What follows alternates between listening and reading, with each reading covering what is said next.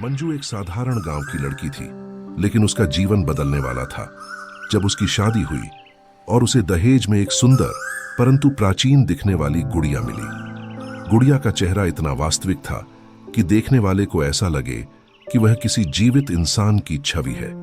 गुड़िया को देखते ही मंजू के भीतर एक अनजानी घबराहट ने जन्म लिया, लेकिन परिवार के रीति रिवाजों के चलते उसने इसे नजरअंदाज कर दिया। शादी के बाद मंजू अपने ससुराल आई, जहां एक पुरानी हवेली थी। हवेली में हर रात कुछ अजीब घटित होने लगा। मंजू के सपनों में वही गुड़िया बार बार आने लगी। वह देखती कि गुड़िया उसकी ओर बढ़ रही है, उसकी आंखें खून से लाल हो चुकी हैं और वह धीरे धीरे उसे मारने की धमकी दे रही है। मंजू ने यह सपना पहले एक संयोग माना, लेकिन जब यह हर रात होने लगा तो उसकी नींद उड़ गई। एक रात मंजू ने देखा कि वह गुड़िया अब उसके कमरे में है। वह उठकर गुड़िया को फेंकना चाहती थी, परंतु जैसे ही उसने गुड़िया को हाथ लगाया, एक ठंडी लहर उसके शरीर से होकर गुजरी। वह गुड़िया से छुटकारा पाने के लिए जितनी कोशिश करती, वह उतनी ही शक्तिशाली होती गई। मंजू को यह समझ नहीं आ रहा था कि यह सब कैसे हो रहा है। धीरे धीरे हवेली में अजीब घटनाएं बढ़ने लगी। मंजू की सास ने बताया कि इस हवेली में पहले भी कई रहस्यमयी मौतें हो चुकी हैं और ये सब उस गुड़िया से जुड़ी हुई हैं। हर बार जब वह गुड़िया किसी के पास जाती तो उस व्यक्ति की मौत हो जाती थी। अब मंजू पर उस गुड़िया का कब्जा था।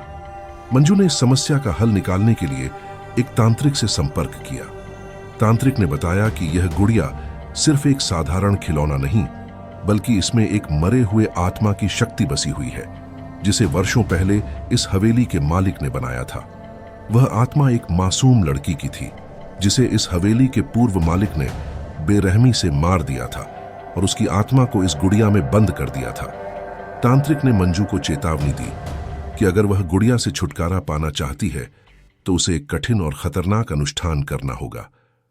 अनुष्ठान के दौरान गुड़िया की आत्मा और मंजू के बीच एक भयंकर संघर्ष हुआ। मंजू को ऐसा लगा मानो उसकी आत्मा भी उस गुड़िया में खींची जा रही हो। आखिरकार मंजू ने अनुष्ठान को सफलतापूर्वक पूरा किया, लेकिन उसकी आत्मा पर गुड़िया का असर छोड़ गया था। वह अब उस भूतिया गुड़िया से मुक्त थी, पर उसकी आंखों में अब भी वही डरावनी चमक थी जो उस गुड़िया की आंखों में थी। हवेली के लोग कहते हैं कि अब मंजू भी उस गुड़िया की तरह बन चुकी है, सजीव परंतु मृत। यह कहानी साबित करती है कि कभी कभी मासूम दिखने वाली चीजें भी बेहद खतरनाक हो सकती हैं। गुड़िया जैसी सरल वस्तु भी एक भयानक और रहस्यमय अतीत को अपने भीतर छिपाए हुए हो सकती है। The following story is a work of fiction created for entertainment purposes only. Any resemblance to actual persons, living or dead, or real-life events is purely coincidental. The content may contain elements of horror and suspense that are intended for mature audiences. Viewer discretion is advised. This story is not meant to promote or glorify any form of superstition, paranormal activity, or violence. All characters, locations, and events depicted are entirely fictional